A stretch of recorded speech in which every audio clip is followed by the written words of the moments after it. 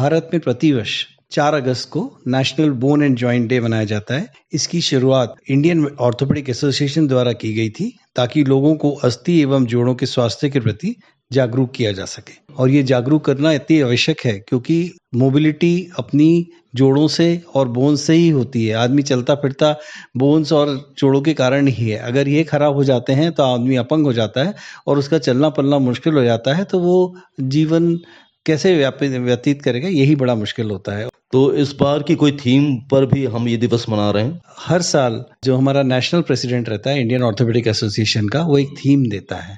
इस साल की थीम है healthy bones, healthy joints, healthier India. इसी थीम पर हम लोग इस साल वर्क कर रहे हैं।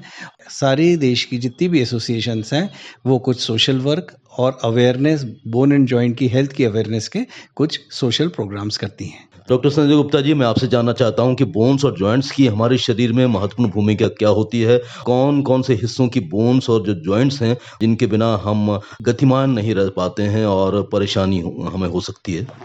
जो बोन्स होती हैं, एक तो हाथ की होती हैं, एक पैर की होती हैं। मोबिलिटी के लिए अपना घुटना और कूल्हा बहुत ज़्यादा इम्पोर्टेंट है। अगर हाथ के लिए देखें तो कलाई और एल्बो बहुत ज़्यादा इम्पोर्टेंट है। इसी से अपन खाना खाते हैं, इसी से लिखते हैं, पढ़ते हैं। तो ये इनका सबका हेल्दी रहना बहुत ज़रूरी है। अन्यथा अपन जीवन शैली कैसे व्यतीत करेंगे, इसका कहना बड़ा मुश्किल है। और आपका जो एसोसिएशन है उसके आप प्रेसिडेंट भी हैं। बताएं कि ये एसोसिएशन किस प्रकार की अवेयरनेस फैला रहा है लोगों को बताने के लिए कि जॉइंट्स का और हमारे बोन्स का हमें ख्याल कितना ज़्यादा रखना है? हम लोग नियमित तौर पे कुछ सोशल प्रोग्राम्स करते हैं। स्कूल्स भी जाते हैं या क्लब्स या बैंक्स वगैरह में प्रोग्राम करते हैं, जहां लेक्चर्स भी देते हैं और बोन डेंसिटी की मशीन्स वगैरह लगाते हैं, जिससे कि लोगों को हम बता पाएँ कि उनकी हड्डियों में कितना कैल्शियम है, क्या नियमित तौर पे एक्सरसाइज करना चाहिए, कैल्शियम, विटामिन डी लेना चाहिए। इस तरह के प्रोग्राम हम साल भर करते हैं। 3 से 8 को हमारी बोन एंड जॉइंट वीक है। इस समय हम लोग ज़्यादा से ज़्यादा प्रोग्राम करने की कोशिश करते हैं। डॉक्टर गुप्ता, हम जानना चाहते हैं कि कोई व्यक्ति कैसे समझ सकता है कि उसका जो शरीर है उसमें जो बोन्स और जॉइंट्स हैं वो सही सलामत हैं? वैसे तो सबके हाथ पैर सब सही चलते हैं। जब उसको कोई तकलीफ होती है तभी वो समझता है कि परेशानी है। चोट लगने से तकलीफ होती है या फिर उसके जोड़ों की कुछ खराबी या कोई बीमारी होती है तो उसको तकलीफ होने लगती है, तो ही वो डॉक्टर के पास आता है। और जब आता है तो डॉक्टर समझा देता है उसको कि क्या तकलीफ है। और आजकल जो सबसे ज्यादा बीमारी हो रही है वो है ओस्टियोपोरोसिस। इसको साइलेंट थीफ भी कहते हैं। ये बीमारी बहुत रैम्पेंट है। इस तरह को हम इसको एपिडेमिक मान रहे हैं। इतनी ज्यादा ओस्टियोपोरोसिस हो रही है। आज हम जब किसी का ऑपरेशन करते हैं या उसकी जब हड्डियों में छेद करते हैं स्क्रू डालने के लिए या रॉड डालने के लिए, तब हमें समझ में आ जाता है कि किस मरीज की हड्डियां कैसी हैं। ये बीमारी बहुत ज्यादा फैल रही है।